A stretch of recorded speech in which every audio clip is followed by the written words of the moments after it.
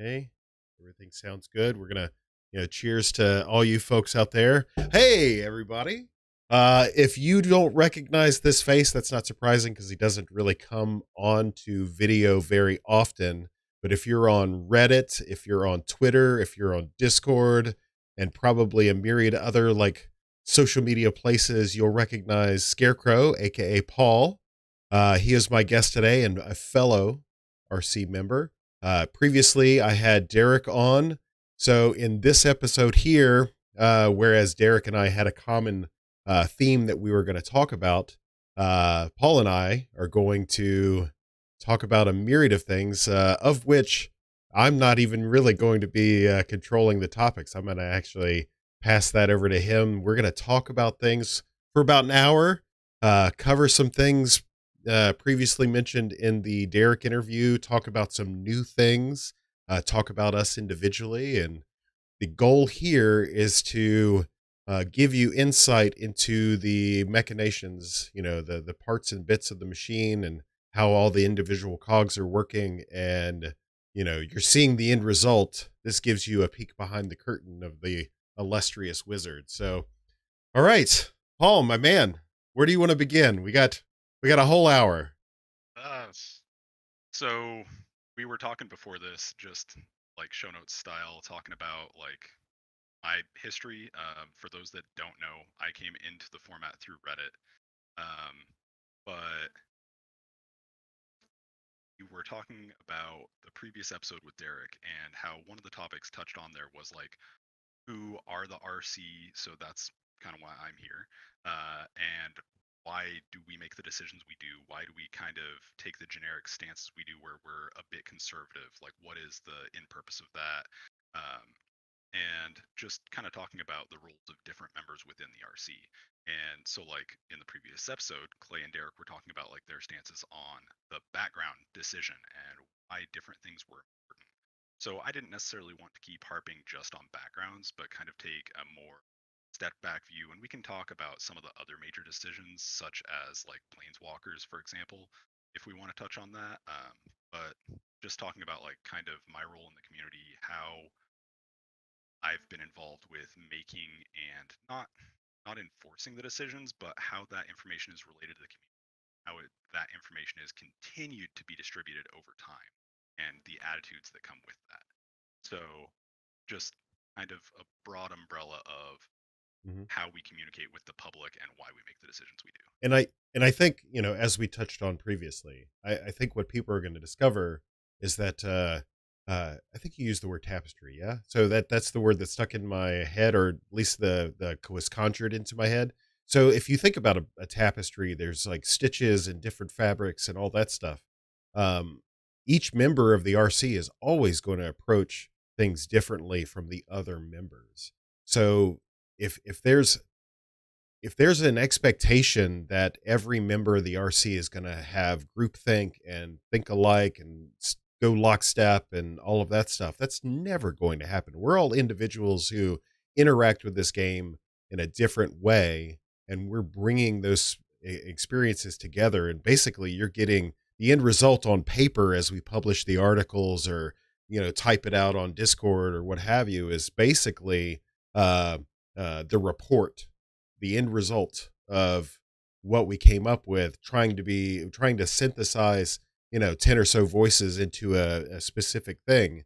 We all bring something different. That's why you always hear like our buddy Dave Alk is always uh vocal about the casual component, as it Yep. were, of just like, damn the RC. I mean, he's a member of the RC, like damn the RC, we're gonna do what we want, that kind of stuff. I love that dude for that. And that's the thing, like, um we we are always going to have those dissenting opinions within, some people more vocal than others, and that may or may not be a cultural thing. So yeah, let's see, where to begin. Where to begin? Well, So, so let's just quickly loop back on the backstory part that I wanted to touch on yep. and about how that relates to the way we roll out information. So, um, I came in through Reddit back in 2018, and back then, like we had a lot of involvement from the Reddit side in the PDH home base group with Ruffigan, especially. Mm. And so there was representation and integration of the teams, but like the messaging on the PDH subreddit was still kind of wishy-washy and, well, this is a common set of rules, but it's not the rules. And back then, that was before 60 card popper unified its legality, so there were still regular questions of, what about digital printings? Well, I do it this way. Well, I do it that way. Well, I follow this.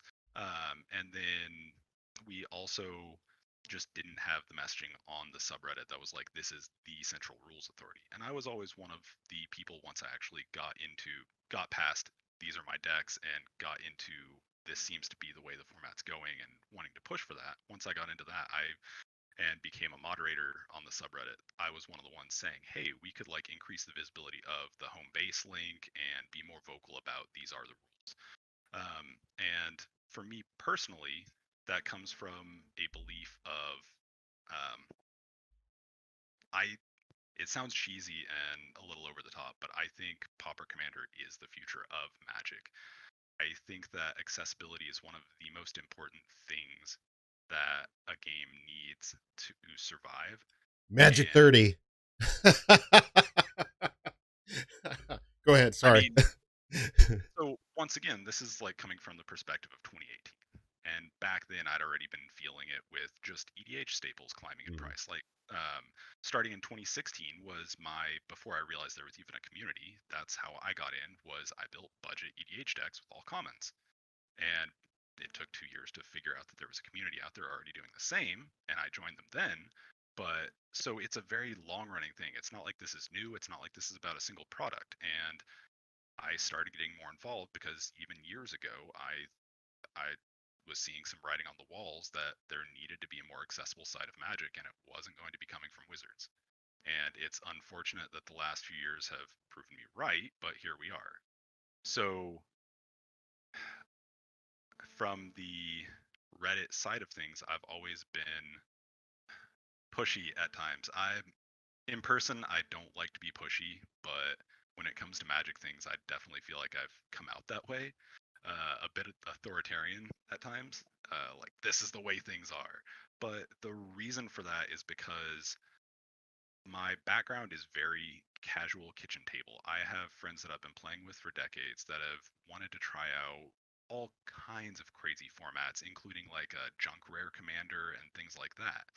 And like they were interested in tiny leaders, eventually Oathbreaker when that came along. Like Mhm. I've seen a lot of things kind of come and go, not from a not from a established community online perspective, but from a casual kitchen table, people sitting around with perspective, which is what Wizards likes to say is the majority of Magic players.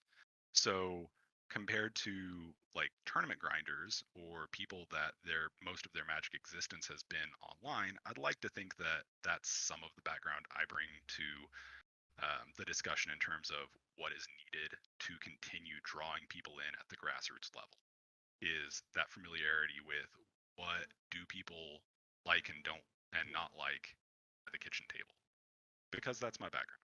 Yeah. And then go ahead. No, I was going to say I'd like to think still like as one of the people beating the drum and making the most noise on the interwebs, I would still like to think that, and I would almost prefer that for PDH, the vast majority of players are still the silent majority out there playing at kitchen tables, occasionally interacting with the internet, doing, doing the home games. Yeah. I would still like to think that.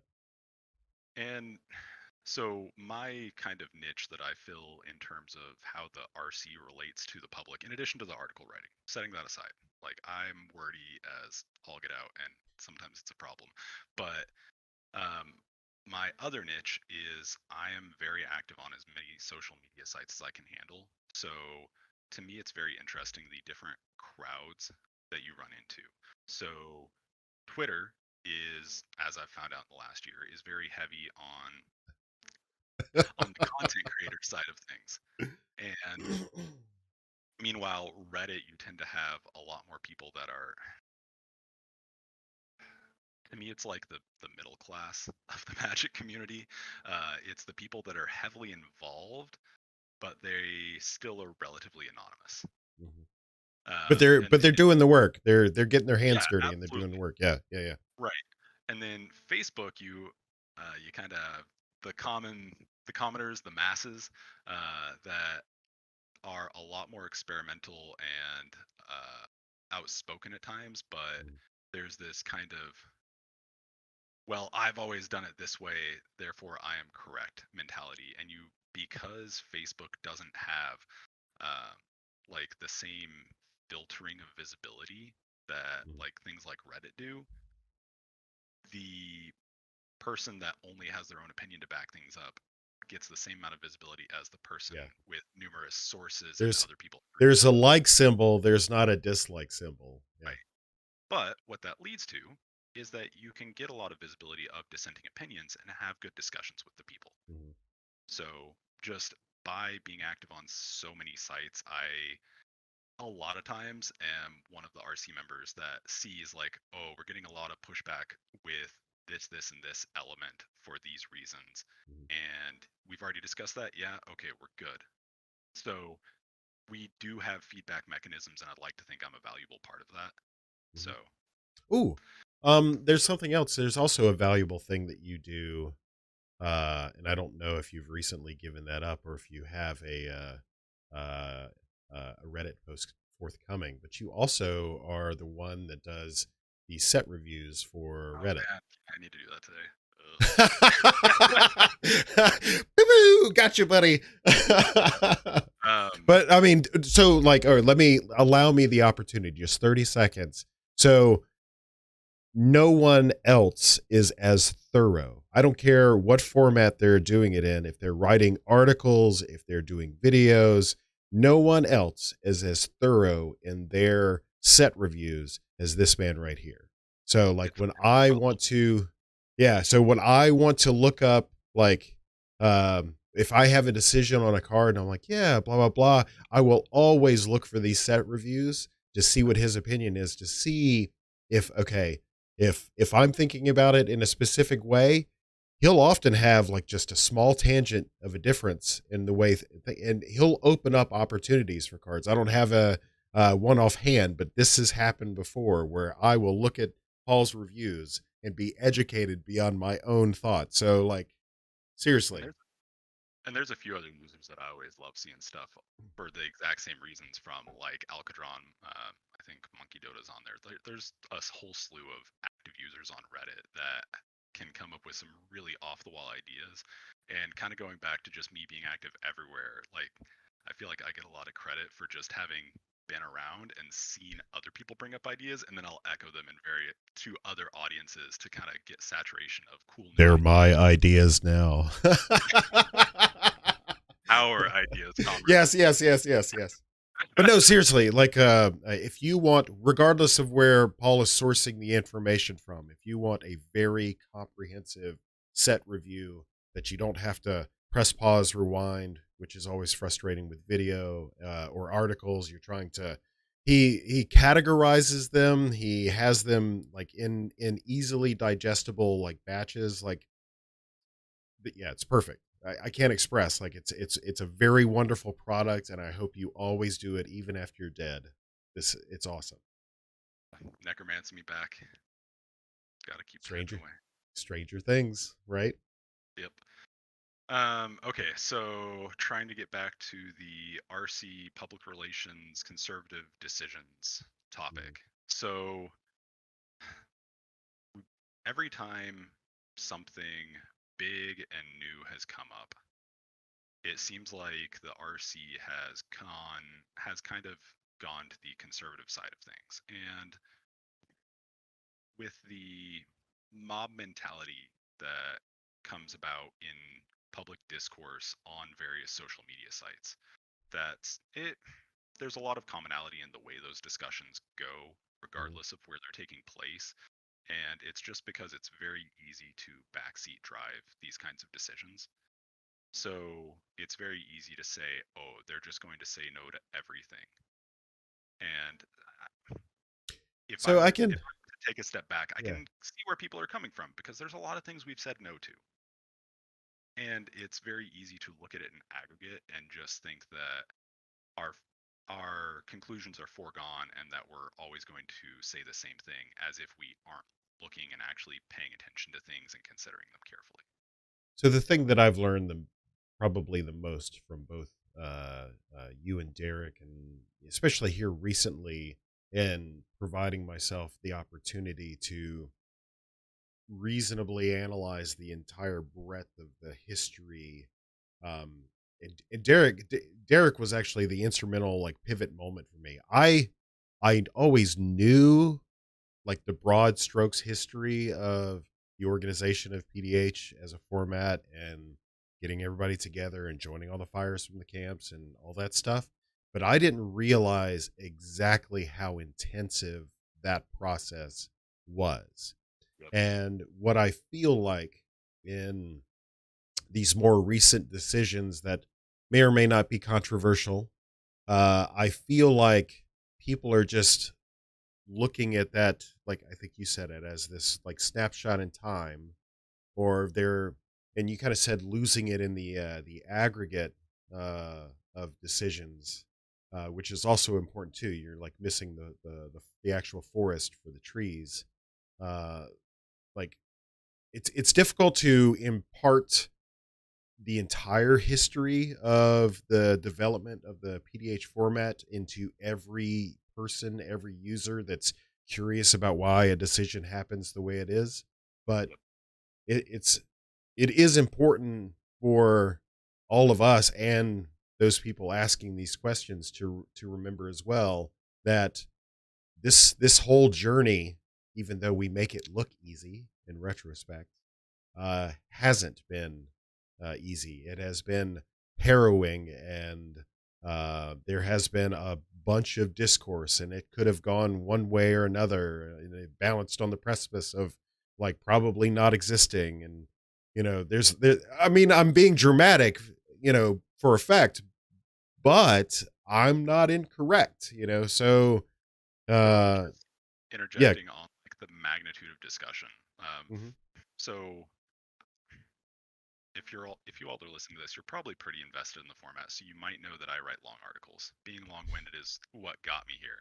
Hmm. But I'm not the only one talking at length about these things. If like in the RC Discord where we're all talking about these decisions before votes are had and whatnot, like for these big decisions like planeswalkers, backgrounds, common commanders, things like that, the it's staggering the number of man hours we spend discussing these and how intensive it is at times.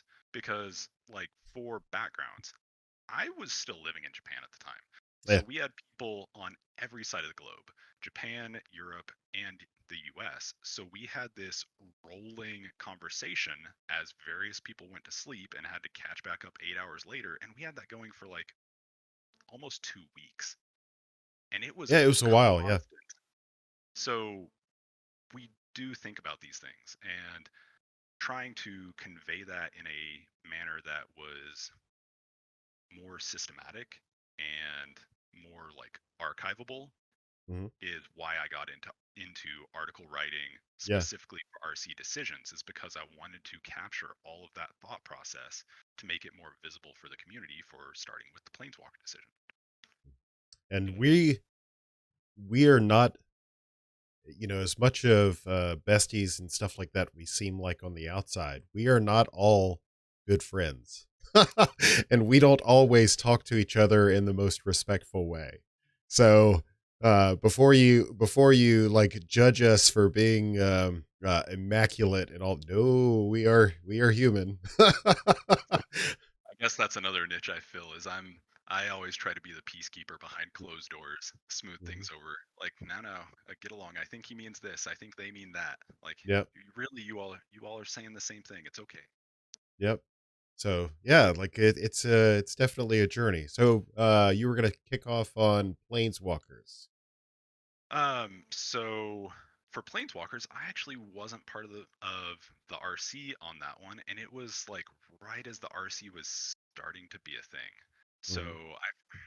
I forget if we officially put out I think the RC article came right beforehand, and Mhm. at that point I was like, no, I'll just be an article writer. That way I can focus on that. I don't want to say I'll be an RC member and then not have enough time to devote to it. And then I had an opinion on everything the RC did. So I was like, can I reconsider that decision? But so I was very much a third party to that decision, and I was very on the edge. I could see both sides of it, and I felt like that put me in a very good decision to write an impartial article that captured both sides as well as possible, not presenting my favorite points, but presenting every point I could possibly find.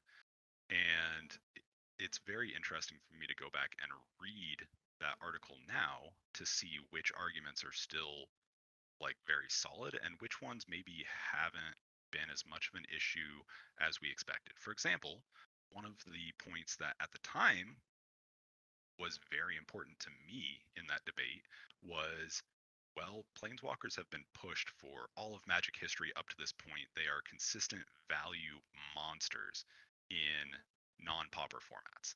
Are we going to see the same thing happen with planeswalkers? Because at the time, we'd gotten a whole bunch in War of the Spark. They only subtract from their loyalty. But Mhm. then right after that, right as we were making the planeswalker decision, M20 came out, if I remember correctly. My M20 Chandra, I believe, was uncommon.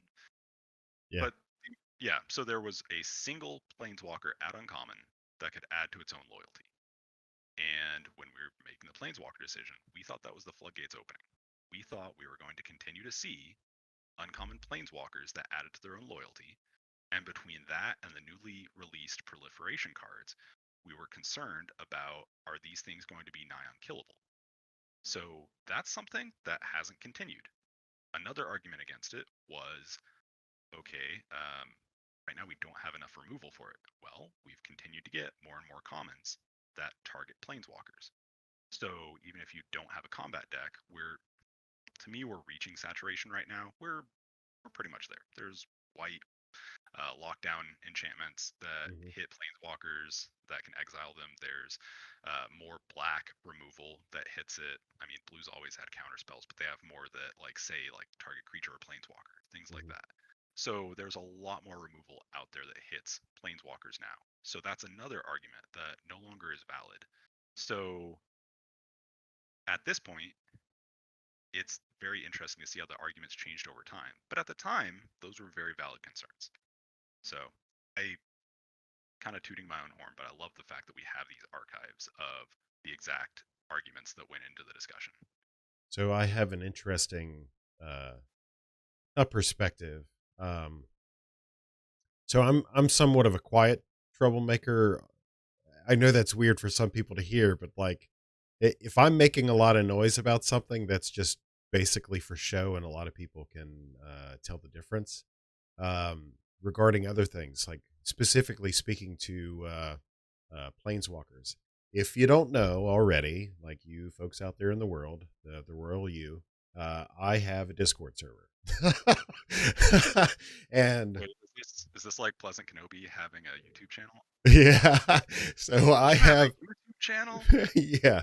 So I have a Discord server, and in that server we have some rabble rousers. And what I told them, because we talk about all manner of not banned cards, but not legal cards. And what I told them is that I won't actively participate in uh, shouting up or shouting down any particular idea, because I can't, for obvious reasons.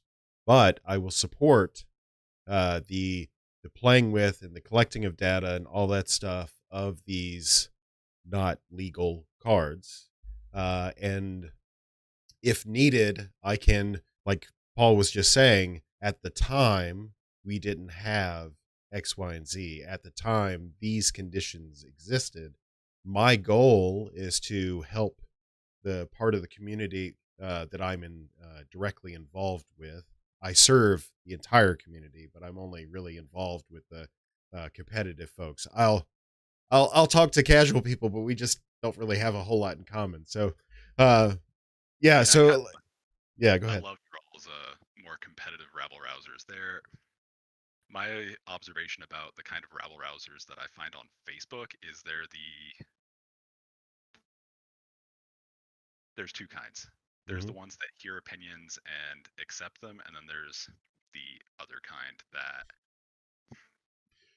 almost every time we've had a major decision, there's been at least one person that heard about it and decided that it was their mission, even though they had never been involved with the Discord, Reddit, Facebook, Pauper Commander community before, that they were going to go on a crusade and change everyone's mind on it. And it's really interesting to watch these things happen Hmm. because they almost always disappear after people don't flock to their side. And one of the things that was brought up in your and Derek's conversation was why do the RC, why are the RC the people making the decisions? And one of the historical things that just a window into right before the RC was formed, we had a fairly small group for a while, and we went through several rounds of trying to recruit new article writers. And like me and Alec, we were both involved in articles, and that's how we got into the RC. So we were actively trying to bring more people into the inner circle, and the people that are here are the people that stuck around because we had, I want to say, two different rounds of people that came in, and almost every single one of them was inactive in the community within a year. So the reason the RC are the people making these decisions is because we're the ones that have stuck around and the ones that consistently are thinking about these broad topics. And If you, not to sound elitist, but well, putting in the work. yeah, so there's this sense of, if going back to what I was saying about, I think Pauper Commander is what Magic needs.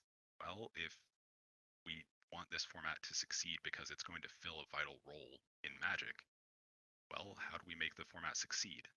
To me, from my kitchen table standpoint, in a kitchen table environment, maybe you all go look up rules, but it's usually not like you know right where to go.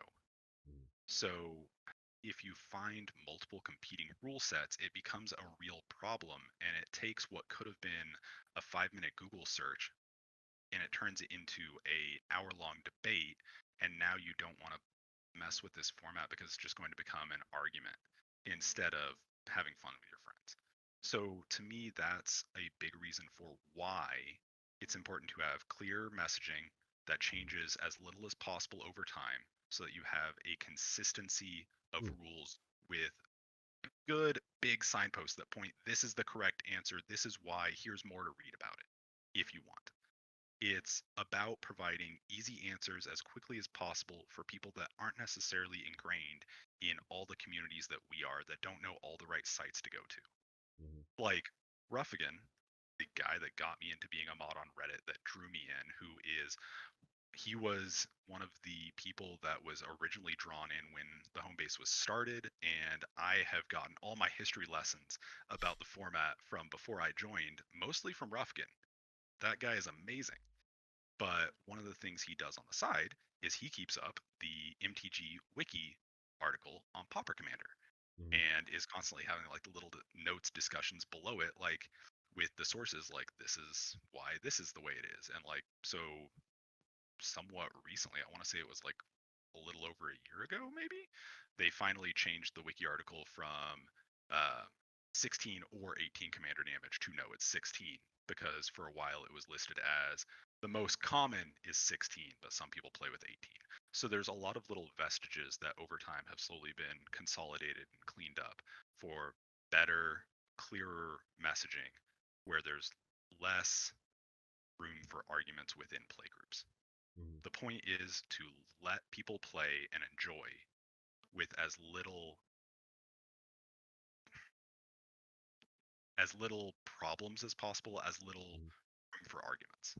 And So to your point, like you and Ruffigan and Pod have over the years have worked to um, whatever the fancy internet search language is, like work to consolidate. Like if you type in Popper Commander, I'm willing to bet there's not a source that doesn't come up in those first 10 that these gentlemen haven't taken the opportunity to either interact with or gain some sort of authoring control over to ensure that we do display consistency Yep. from source to source to source to source. So that that is going to probably help propel us into the next iteration of this format. And So, that kind of one of the arguments that was difficult to kind of impress upon the community, specifically with the backgrounds and planeswalker debates, was just how important that consistency of messaging is. Because a as soon as we hypothetically decide to make the switch, it's no longer an uncommon commander in the command zone, or no longer an uncommon creature. Now mhm. it's all these other caveats. It's not just that we flip a switch and it's that way. It's we are now You- fighting against a decade's worth of Google results saying otherwise. And there's a lot of potential for confusion and arguments to happen because suddenly we have very inconsistent messaging that is going to take a long time to reverse. so, So there's like, to your point, like we talk about the Great Consolidation. What was that? 2019. so it depends on when you're talking about. So um, specifically the home base site being formed and that group coming together happened in 2017. So Mhm. I know the sites, we've lost kind of our archive for the moment because Pod's been doing his magic to Yep. redesign the site, which is helping lower our cost and make sure that we can keep the site up forever. We've gone from um, more than $100 a year to pennies, and it's excellent for just we will never have to have ads on the site. We're here to be a resource, not to make money.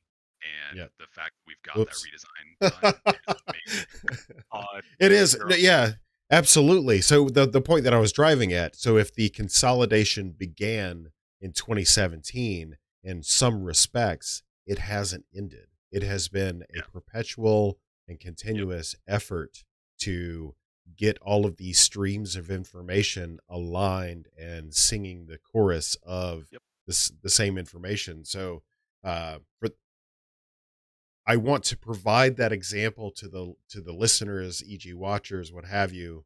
Uh, this is not a one shot done. Nothing that we do with respect to the governance of this format is just a stitch in time. It's literally a processual uh, thing, and you yep. know, And one major example of that is the Japanese PDH community, which has kind of blossomed in the last year and a half to 2 years.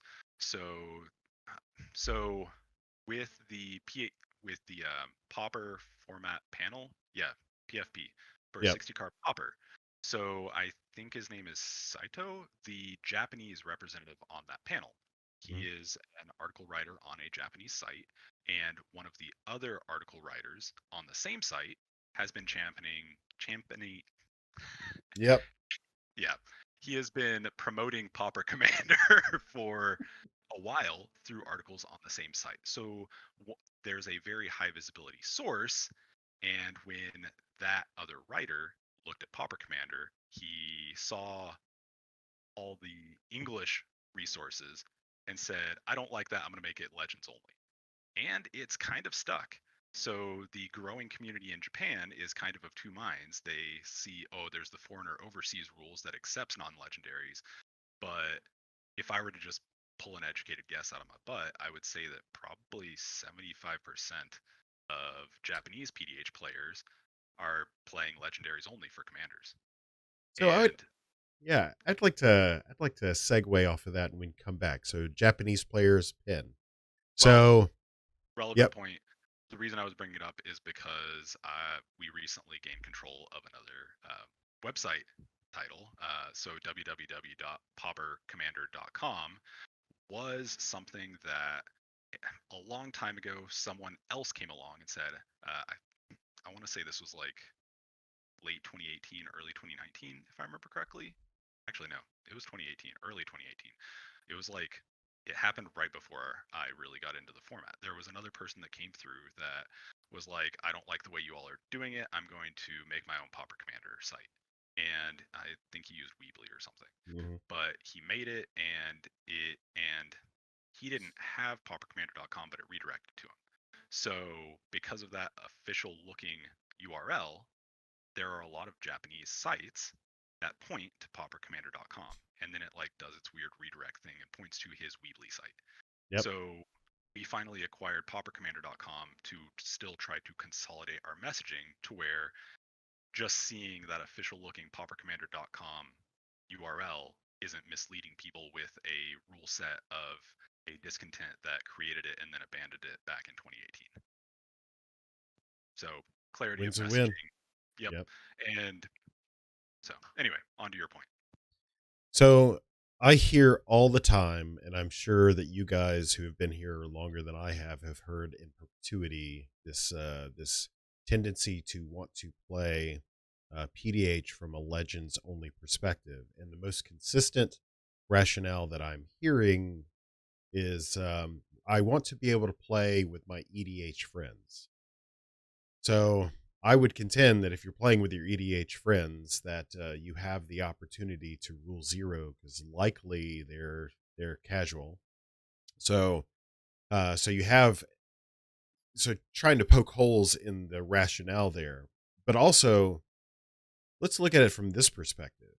If you're only considering legendary uncommon creatures for legendary uncommons, let's just stick with that. Legendary uncommons for the selection of your commander. You're not really playing PDH. You're Yeah, and playing that's some, your goal is to play a low budget, low tier EDH. So and go that's ahead. something that I've brought up a lot in discourse when I'm talking with like artisan commander players or budget commander players. Like r slash budget brews is a wonderful, very welcoming The subreddit. subreddit, the subreddit, Yes. yes. Yeah. Yeah. R slash budget brews. Yeah. So I think they upped it to $100 like a year ago or something, but for the longest time it was like specifically this whole community is EDH decks under $50. So whenever I'm discussing with artisan commander or budget EDH players, I like to make that differentiation where there's a big difference between PDH decks that are built with playing with EDH in mind and playing with other PDH decks. And it's not just a card choice thing, it's a what do you want out of the game decision. And one of the things I've seen with Artisan is that the way that community is developing, they are aiming to be much more like a budget version of EDH where they are very much under the umbrella. They are meant to play with other EDH decks. It is not a separate format. It is taking the same approach as budget, where it's meant to be played with other decks, and you probably are playing at a disadvantage, and you can build carefully to negate or mitigate that disadvantage. But if you take someone that put the same amount of effort into building their deck, the same amount of knowledge, and they don't have that restriction, you're probably playing at some kind of disadvantage. Yeah, Whereas and in 10 days at the time of this recording, I'll be playing a highly competitive CPDH deck in a budget under $100 CEDH tournament. I'm really Now, looking forward to see that. so I know what I'm getting into and I know where the disadvantages are, and I'm trying to hedge my bets. And to that point, to my point specifically, I have a distinct feeling that my high end CPDH deck that's built specifically to contend in this CEDH meta is probably not as good as a CPDH deck. I'm that's the feeling as I'm making these card choices and gearing towards fighting these, uh higher quality card, whatever, Yep. these other decks, right? Um, I'm tailoring myself outside of the box of what would be probably considered viable for CPDH. Time will tell, but this is the feeling I get as I'm making these card choices. Yeah. So, And over yeah, on the PDH pod, you very much see this. Like Liam, his perspective is always from the playing with EDH decks perspective, and there's always that injection of, well, these cards are good for that environment, but they're not as good for this environment, and vice versa. And for that podcast to really explore PDH as a whole, like we can get into semantics and say, like, well, we just said that it's not really the same, but that podcast is aimed at bringing people in and giving them as much information as possible. And when you have so many people entering PDH by playing it with EDH decks, it's an important perspective for them to have and is very valuable the way he provides it. So, little shout out to them and the experience they absolutely, bring to the table. absolutely, man. I those guys like them and the Hex Drinkers, right? So those are the two like podcasts that I listen to that I, as a content creator, listen to. The quality on those two podcasts, both in technical and in information, is outstanding. So if you have the opportunity, you know, after you watch my videos, of course, go go listen. The PDH Pod, the Hex Drinkers. Hex Drinkers are CPDH focused. They used to do some just straight PDH stuff. I don't know if they do so much anymore, but I think they're moving more towards the CPDH end of it. The PDH Pod will actually have the majority casual PDH, but then with sprinkles. Alk actually brings in you know, a contingency of CPDH every now and again. So yeah, yeah, great sources of information. They're all buddies. They're all friends. I love them to death, and they're awesome. I can't wait for the invite. So, so something you brought up was the idea of expectations going Yep. into the CEDH tournament. Mhm. So you said earlier that much as it's not visible to the public, like maybe we don't all get along all the time in the RC. So one of the really good examples of the diversity of viewpoints and priorities that different RC members has is you and Crash. So at one point this was a sore topic for some people, but I think that the way it's developed has been, like, over the years, has actually been a pretty big benefit to PDH as a whole. Mhm. So for those that don't know, we have two main sources of CPDH kind of thought processes. There's the there's the Tryhards, which is very exploratory, and there is the tier list that Crash has worked on so much. And from the outside looking in, or for people that are just being introduced to the topic, it's very easy to look at Crash's list and see it as gatekeeping. And being the peacekeeper that I am, um, just an advocate for Crash's style, his viewpoint is that he is very worried about protecting people from a negative play experience. And all of this, no, that's not on the list ideology is coming from a viewpoint of he wants people to know what they're getting into. He wants them to have somewhat accurate expectations. So if they build something that is on his list, he can guarantee 100% this is what you can expect going into a CPDH game. And if something isn't on his list, it doesn't mean it can't be competitive. It means that he hasn't been convinced beyond a shadow of a doubt yet. So he is worried about someone picking it up, thinking it can be competitive, and getting absolutely stomped and being frustrated that their expectations didn't match what they found when they entered the game. So, as much as it can look like a negative mentality looking at the tier list sometimes, it comes from a very positive place of wanting to protect people and give them the best play experience possible. And I think having both approaches available, the exploratory, experimental, find out all the new things that can be done Mhm. approach versus the tried and true, having both those available really helps us serve the most people possible and present these thought patterns to where we can teach more effectively the people that are coming into the format. Let me take the opportunity to uh, have an addendum to that, and don't tell Crash. um, so the strength of Crash's method is that between himself and Yalaran and a few other people in his circle that he trusts, he has the opportunity to really hone the edge of the knife.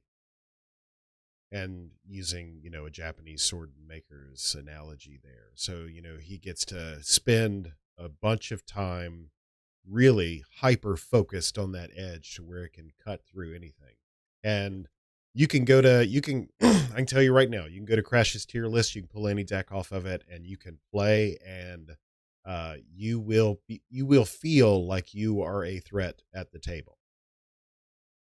So conversely, uh, I put together, I host, well, Budget Brews, the website and server, not subreddit, host for us because of CPDH visibility. We're trying to get more CPDH players, or CEDH players, rather. We're trying to get more CEDH players over into our format. So we have entered into an agreement to host our decklist database on the Budget Brews website. So that way we gain that competitive visibility from that other format. And we're kind of like merging those together, which is also like the hype of me playing a CPDH deck in a budget CDH tournament, yada, yada, yada. But Recently, I have seen Budget Brews, the link to the PDH side of it, popping up more and more on Facebook outside of the home base page. So that's cool. so um, right now we have six decklist database selection committee members. We all have our own individual focus on whether or not we like combo or whether or not we like aggro or what have you. And we're assessing decks as they come in based on those parameters.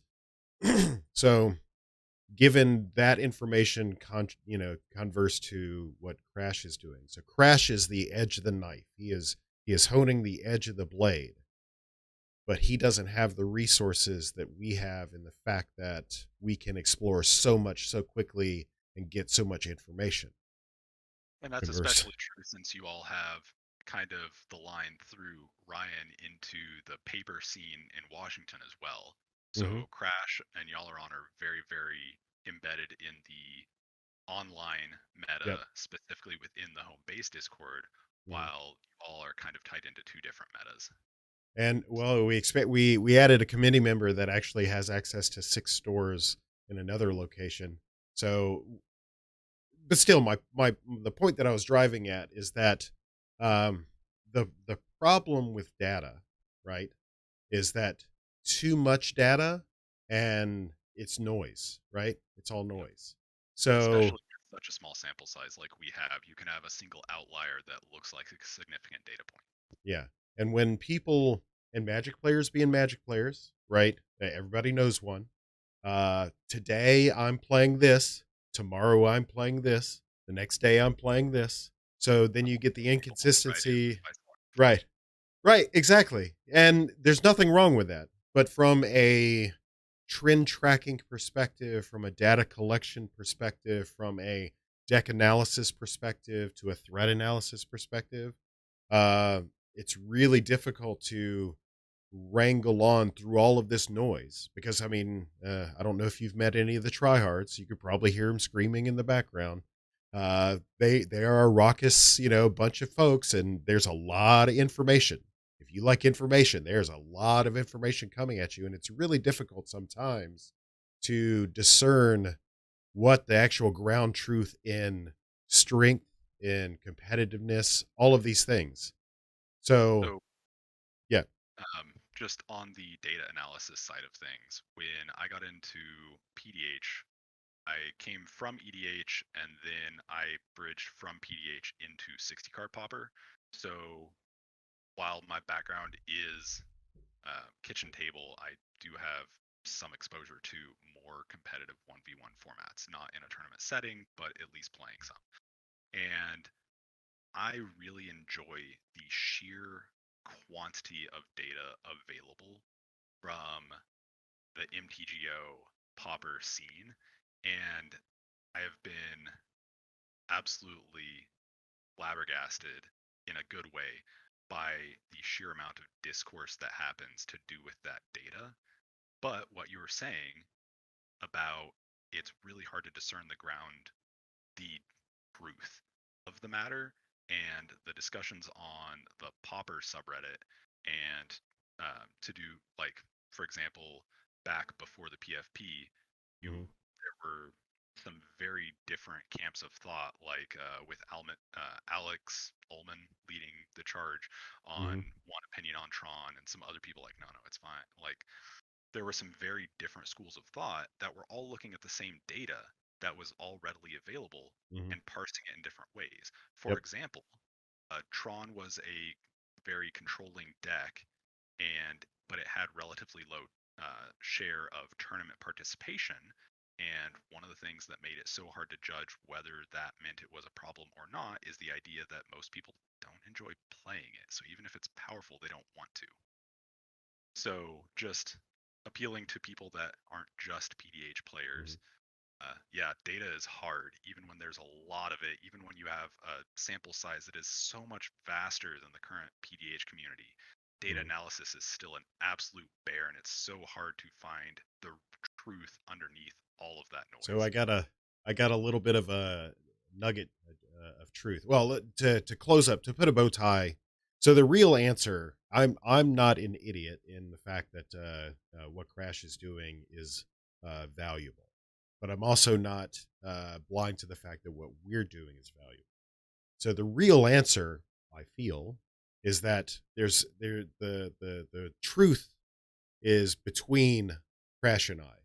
So, if we could ever find some way to bring our methodologies together and exploit his magnifying glass and then him exploit our noise, like that's where the truth lies. And I So, feel like the I feel like from the outside looking in, it's easy to say that your all systems are separate but equal right now, and insert segregation comparison here. Segregation bad, separate but equal can never work. Like, sure, there's that parallel, but I don't think it's actually set up that way right now because of the community.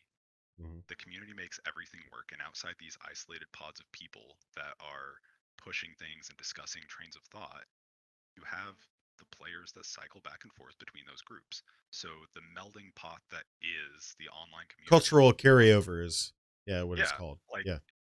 the online community is on Reddit, Discord, etc. They're the ones that are taking your all's ideas and combining them. It's Mhm. already happening, and I love our community for that. So if What you've we've made already it, have is amazing. if you the valued listener, the valued watcher have made it 50 something minutes into the video, I'm gonna give you a spoiler. So what Ryan Papa Popper and I have started to realize a little while ago, we've been rumbling about it for a little bit, but like I think more and more we're dropping away because of the cyclical nature of Magic players' habits and tastes, right? We're dropping away from, or we're considering rather dropping away from uh, commander specific analysis, like Tatiova is the goat, blah blah blah. Tatiova's good, you know. We're looking more towards uh, providing in-depth analysis on strength of archetype. Yep. So, you know, mid-range is mid-range is mid-range. Regardless of the commander, I bet that if you looked at every mid-range card or deck within colors, you're going to find 80% of the same cards.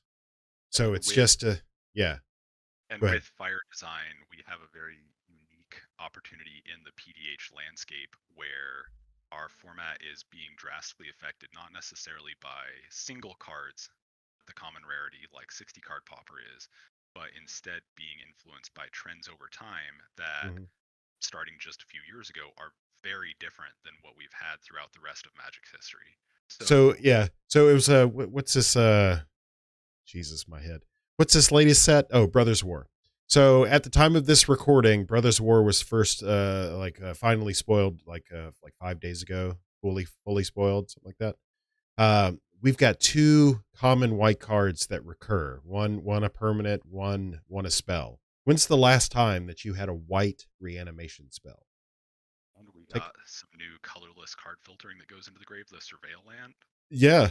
So I mean, so things are starting to get interesting. So spoiler alert, moving forward, we'll probably talk about Commander X, Commander Y, this because there's some definite like strong effects printed on individual commanders. But I'm putting more of my money on looking at the relationship between combo and mid range, as represented within a meta. Because as far as I know, I'd love to be wrong, but as far as I know, I am privy to the largest meta anywhere at the moment, whether online or in person.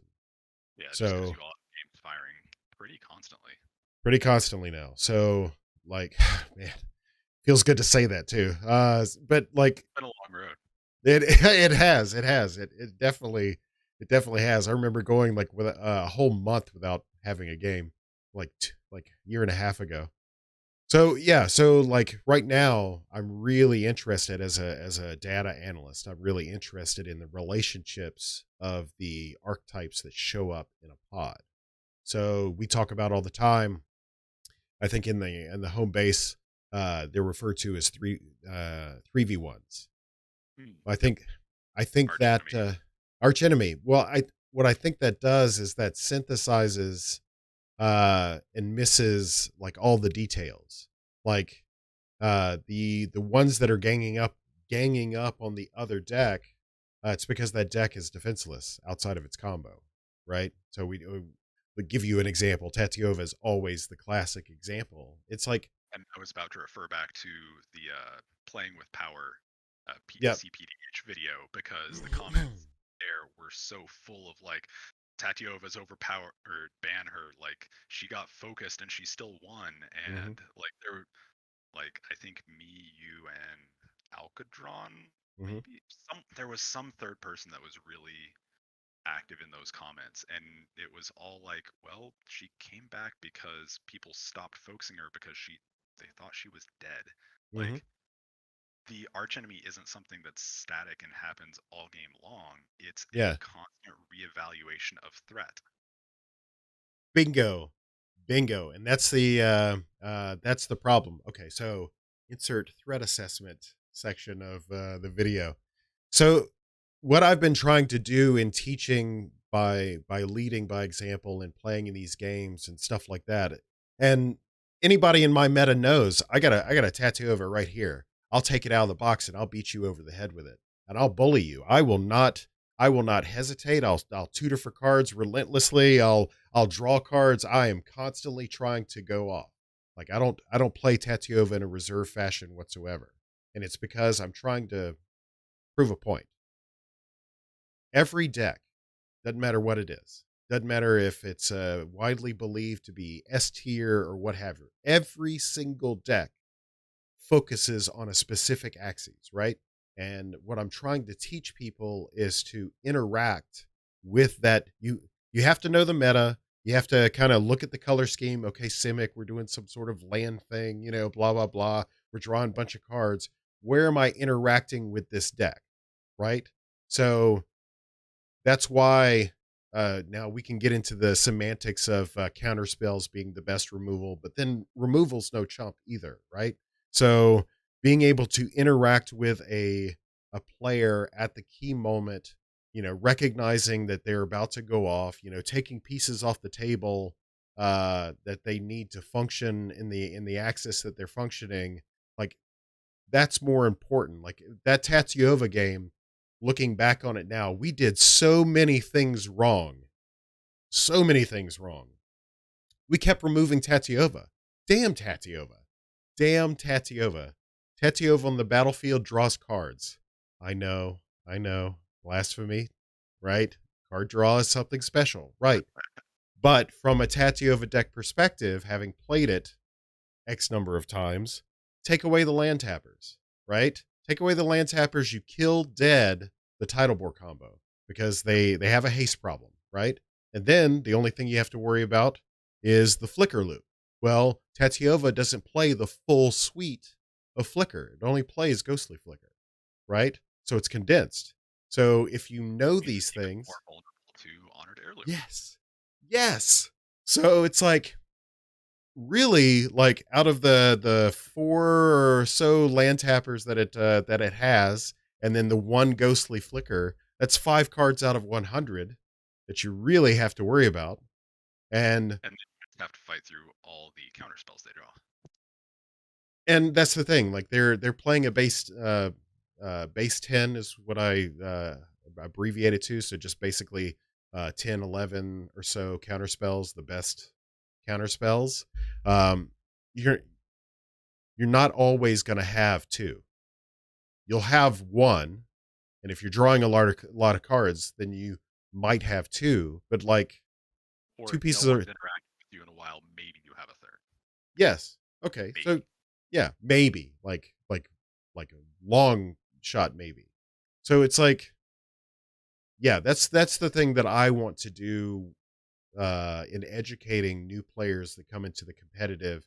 Every deck brought into the pod is trying to kill you. Yep. Every deck, right? Even in casual, right? Every deck is trying to kill you. It's just a matter of like how you choose to have that experience. Shout out to my pals, boys. What's up? So, the discussion of like power levels, competitive, casual. So I am not a competitive player, and one of the reasons that I'll say, which is actually kind of incorrect, I like to say I just don't like counterspell wars, but the real issue isn't that I dislike counterspells, because I love my tempo permission decks. Like Alcadron's Bird Horse deck, I actually built his list so I could try it out in paper because I like giving decks away to people when they're interested. So I built that one specifically so I could try it out a few times and then give it away. And I love decks like that. I have a few EDH decks that follow a similar principle. I don't actually dislike counterspells. What I really am lacking is the patience to evaluate how many counterspells I think X, Y, and Z players have. The amount of patience and attention to detail and maintaining facts and history in your mind from the last 3 rounds, it's an incredible mental exercise, and it's a that's very one reason social why I break game. down. It's a very social game. So people, I've heard people say, well, I don't like politics. Well, you not liking politics doesn't mean you don't like to communicate. All I'm asking for you to do is communicate with me. And before I do, or before I reach a major decision point, I'll just kind of put out a feeler and say, okay, this is my assessment of the table. How And do I'm the same you way. feel? Yeah. How do you feel about my assessment of the table? Whereas And what I do is, hey guys, I think that's a threat. And sometimes, or like someone's pointing at me, and I'll be like, well, I mean, sure, my thing is a threat, but that's bigger. And so think about the stereotypical, like, common sense blind engineer. mhm, That's kind of me. I'm not worried about what's going to get me an edge. I'm worried about what the objective truth of the table is from the public information. And there's been a lot of people that I've played with over the years that have not liked that approach. They assume that every word out of my mouth is is a scheming. lie or trick or something like that. Okay. So do you have anything left on your list? Have we covered all the bases? Oh, yeah, he dropped out. I'm gonna get him back real quick. Okay. Boom. We're counting. So, Paul disappeared for a moment, and now he's back. So, to revisit the question I was asking. I was like, do you have anything else on your list that you would like to cover in these last few minutes?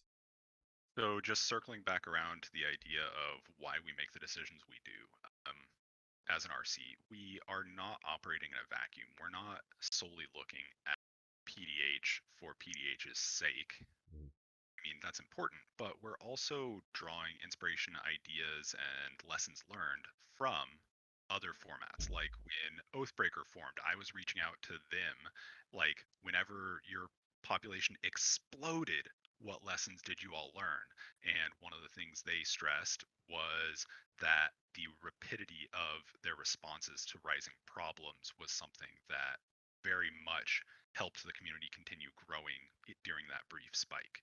So, regardless of the success or lack of growth they've seen since, it's still a very big lesson that we can learn. So, a lot of our discussions over, well, do we want to allow or disallow X, Y, or Z, also are saying what comparisons can we draw to other formats, and specifically how we've seen the community respond and how we've seen discussions play out on those topics in other formats, because there are so many parallels to be drawn. And then, so yeah, just those conversations are constantly happening behind the scenes, and we're not only Mhm. worried about, well, what are the few people on our Discord server going to think about this? So we can segue into that thing, but I actually have a story that I've never told anyone. So this will be the first time I've ever mentioned this ever to anybody. Right. So it's not like a dreadful secret or anything like that. So the day that I was selected to be a member of this RC, the day I sent a Facebook message to Sheldon Minery saying, "Hey, we're both veterans because veterans like to identify each Yep. other. We're both veterans.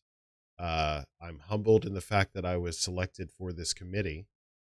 And do you have any advice for a new, format, rules committee format, member? Do you have any advice for me? Any sage advice?" And he goes, "Yep, have a philosophy document and live by it." I might put it up in the thing, I might not, but like that's what his words were, and I never forgot that. And Right. then earlier this year, something else most people don't know outside of a very small amount of people. Earlier this year, I started inquiring within the CPH meta, and that's a little disingenuous because it had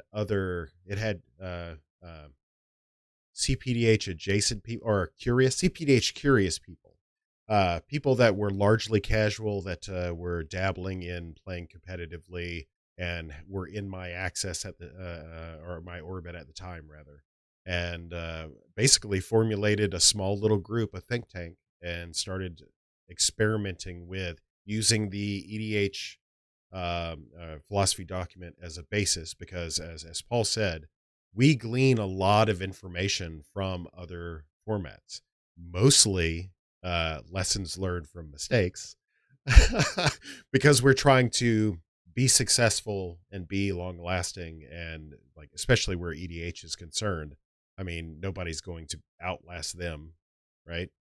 Yep. Maybe, yeah. So maybe yes, but right. I put something together. And then based off of those inputs from those individuals, I got permission to introduce it to one thing that we also don't talk about very often is like there's a management team within the rules committee itself. I had spoke about it briefly from the perspective of largely it serves as a disciplinary unit for other members and stuff like that. Worst But case scenario.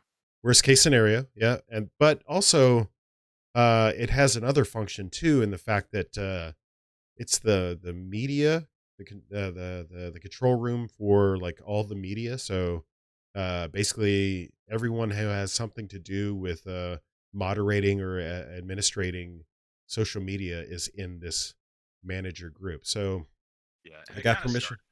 Yeah. it kind of started as, well, we need to be able to share problem children stories from Mm, our various pages, like not not within the RC because they don't care. They aren't necessarily the people that are taking the admin actions, but Yep. like, oh, this user's causing problems and I see you're having someone that's causing the same problems. I think these two accounts are the same person. Hmm. Do we need to ban? Like, it started off as just like mod admin discussion kind of area and not flooding the RC chat with that kind of stuff. So within this small group of people within the RC, so a smaller circle, I shared this to get feedback from Paul because Paul is such a prolific writer. And I try to be perfect. I try to be perfect in my expression, not necessarily perfect in my word choice. And I think that shows. So having Dave's touch and having Paul's touch and all that stuff on this document going through, uh, and, And this was and happening in parallel with the background discussions, and we had yes. also had, I think it was Derek. Yeah, I think it was Derek that also mentioned during the background discussion, like, you want to know what would really help? A philosophy document. So, So yeah, go ahead. so whenever Clay brought it up, I was like, oh yeah, I've been meaning to talk about that too. Crap, let me go do something. So you had the approach of let's take the EDH version and see how well it applies to PDH. And I had the opposite approach of, well, here's the EDH one. We haven't been using this, or this. I have issues with this because of lessons learned and how people react to the way it's implemented. I think we can do better. So I kind of tore theirs down to the ground and built it up with, well, how have we actually been practicing stuff within our rules committee, and various members express at what have various members expressed as being important to them, and tried to not just build a mirror of what someone else found to be effective, Hmm. but instead tried to capture the essence of what had been effective already for us as a group through our already multiple years of history. And once we had both of those drafts, we put both of them in the broader RC chat and had the discussion there about what points do we like and don't like, what wording is good and bad, and we ended up getting a, if I remember correctly, I took yours as the basis Yeah, you and used my structure and then you added kind to of it. threaded my points in. Mhm. And so just going back to the idea of we don't work in a vacuum, we are considering other formats, other approaches, other mindsets. And everything we have built is collaborative. And thanks to various parts of the community that have helped. And as much as it seems like we're men in the high castle Mm. sometimes, we can never separate anything we do from the community. No matter, even if we tried, we never could. And my goal is to never try to do that.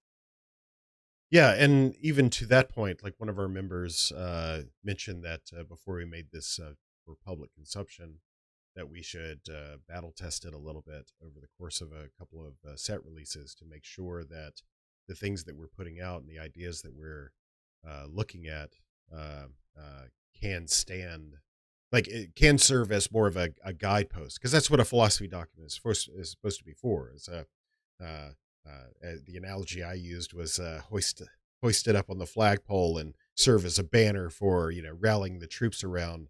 But that's what it is for me, and for Paul, it might serve as a stalwart against just being having jerky reactions to things like be the calm in the storm through future background discussions and that sort of thing. So And and at the same time, it's not about defending our point even. It's about effective communication and that consistency of messaging that we talked about earlier in the episode. It's yet another way to uh, disperse information to the community to make sure everyone feels not only that we know what we're doing, but also that the majority of the community's opinions are being heard, that we mhm. are listening, and that those things matter to us. And it's just another way to say what matters to clearly communicate that. Yeah, that's a perfect way to to end this video. So uh, don't harass myself or Paul. You're not going to see the damn thing until it's ready to be released. But there is a Well, I working mean, document. Yeah. we haven't had anything too contentious since backgrounds. I mean, Mhm. as much as those keep us in a job, we prefer not to have things that are so contentious. Yeah, and by and large, like just to hit some high points, the philosophy document is not going to outright state that these are the criterion for banning a card. Oh That's yeah, not what it's it's a lot of for. it's a lot of lawyer speak of, well, this is important and we'll look at this, Mhm. but it's also, kept in check by this and this, and sometimes we also Right. consider this. It's a lot of possibilities and many things to consider. It's a list of, so it's, in some ways it reads like a more generalized version of the articles we put out. Hmm. It's, well, these are all the things we're going to think through as a baseline. We're And then drawing the we'll, box. We're drawing the box. That's all we're doing yeah, is just drawing the box. then The we'll think box outside of will, it, but this is at least the right. majority. Yeah, this is the box. This is what Popper Commander is. And whether or not you're on this part of the box or that part of the box, or you're still within the box. And that's the goal, is to just compartmentalize the format on whole, so that way to what Paul was saying, it's clear and understood what we are, what we represent, not only where we've been but where we're going. So it's all of these things. And as you if you can imagine, trying to orchestrate that through like 10 different people is, not the most easy thing to do. That's actually something I did have on my show notes. So going back to the idea that rapidly having responses is important. So whenever you were discussing with Derek, um, you very briefly mentioned the idea of, well, it was a 6-4 decision to uh, to have backgrounds the way we ended up doing it. So, and you also mentioned that not every vote is simple majority. Some of them have thresholds. Yep. So actually that differentiation in my mind is all about how rapid of a response do we need. In terms of bans, like ban discussions are always going to go long, and we don't necessarily have to have an answer this week or next Right. week, because ultimately making, like, we have to be very conservative with those to make sure that we don't bloat the ban list, drive people away because it invalidated their deck, etc. There's all those normal reasons that you've heard a million times from all the different formats. But on top of that, to me, the difference between what has a threshold and what doesn't is about how quickly the decision needs to be made. For bans, we're going to be conservative, and the decision doesn't need to be made this week. We can take time to make sure that we're making the right decision. However, for things like backgrounds and planeswalkers, the question needs a quick response relatively. We have to figure it out within the next week and a half weeks, because it is a contentious issue that is constantly being brought up in various communities.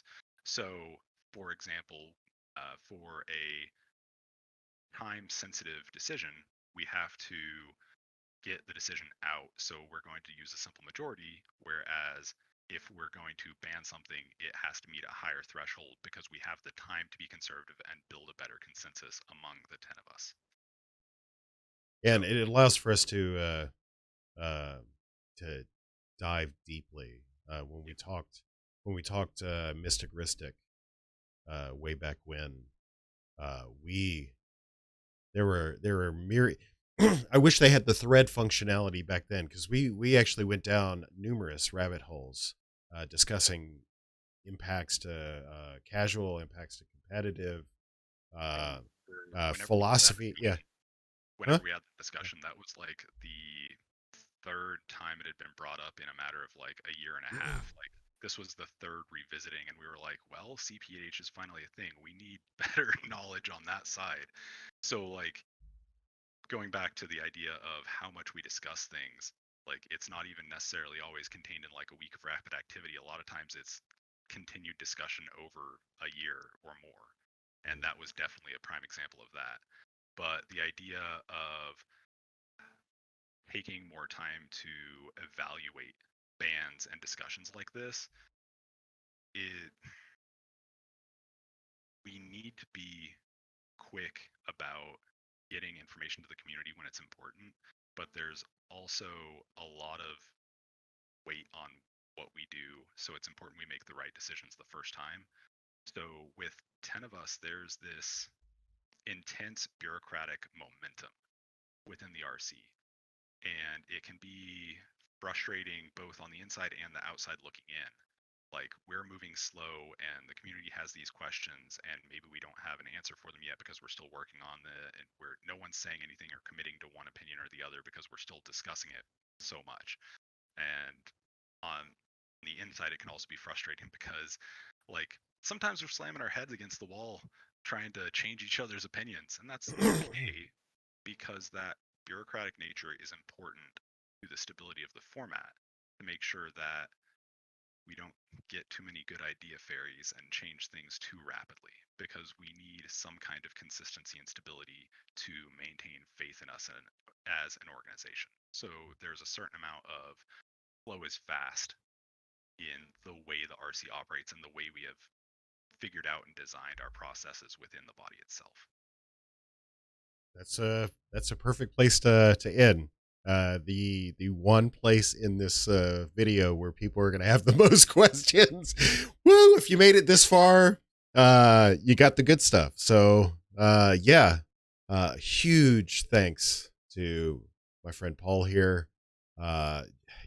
If you don't know how like prolific this dude is in the community, like get your ass on Twitter, get your ass on Reddit, like don't harass him. That's rude. But like well of knowledge, especially especially right now because he's got an article to write. You know, just set review. Yeah. So, you mean that one? I thought you had the other three on the back burner. No.